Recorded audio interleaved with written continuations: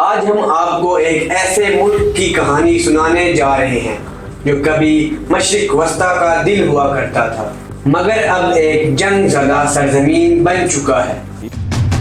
آخر ایسا کیا ہوا کہ شام اس نہج پر پہنچ گیا؟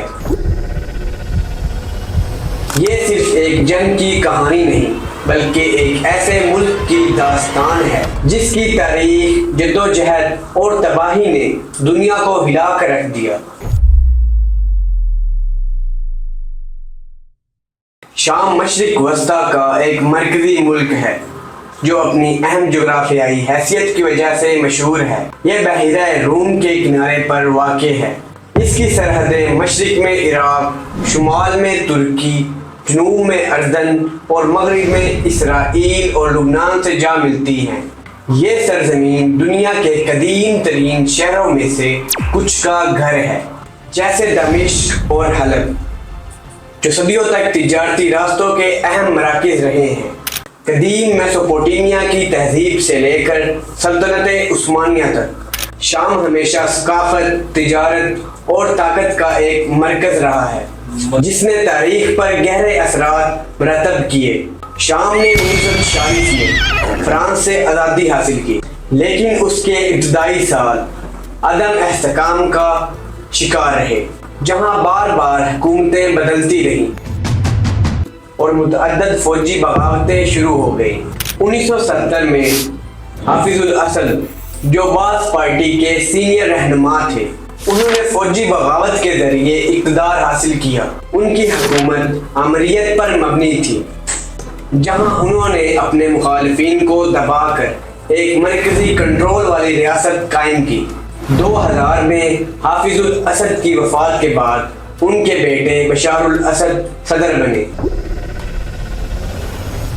انہوں نے ابتدا میں اصلاحات کا وعدہ کیا، لیکن جلد ہی اپنے والد کی طرح آمرانہ طرز حکومت اپنا لی اور اختلاف رائے کو سختی سے کچل دیا۔ 2011 میں عرب اسپرنگ نے مشرق وسطیٰ اور شمالی افریقہ کو ہلا کر رکھ دیا۔ تونسیا اور مصر میں یہ حکومتیں گر گئی، لیکن شام میں یہ تحریک پرتشدد تنازع میں تبدیل ہو گئی۔ عوام نے جمہوریت، آزادی اور بدعنوانی کے خاتمے کے لیے آواز بلند کی۔ Syrians are back on the streets, driven by a rise in fuel prices, on top of an already collapsed economy. And today, there was a political earthquake in the streets of Syria against his government. مگر اسد کی حکومت نے ان مظاہروں کو سختی سے دبایا۔ نتیجتاً ایک خونریز جنگ چھڑ گئی جو آج بھی جاری ہے۔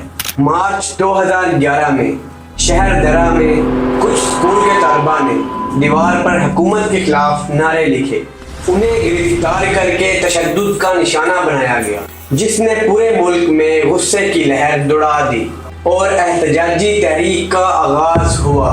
شروع میں یہ مظاہرے پرامن تھے اور اصلاحات کا مطالبہ کر رہے تھے، لیکن جب بشار الاسد کی حکومت نے انہیں گولیوں اور ٹینکوں کے ذریعے دبایا، یہ احتجاج آہستہ آہستہ مسئلہ بغاوت میں تبدیل ہو گئے۔ حکومت کے بہرمانہ تشدد نے عام شہریوں اور کارکنوں کو ہتھیار اٹھانے پر مجبور کر دیا۔ اس کے نتیجے میں باغی گروہ بننے لگے اور بالآخر یہ تنازع ایک خانہ جنگی میں تبدیل ہو گیا جس نے شام کو تباہ کر کے رکھ دیا۔ اور یہ سب جاننے کے لیے دیکھیے اس ویڈیو کا اگلا پارٹ، جہاں ہم شام کی خانہ جنگی کے اگلے مرحلے پر بات کریں گے۔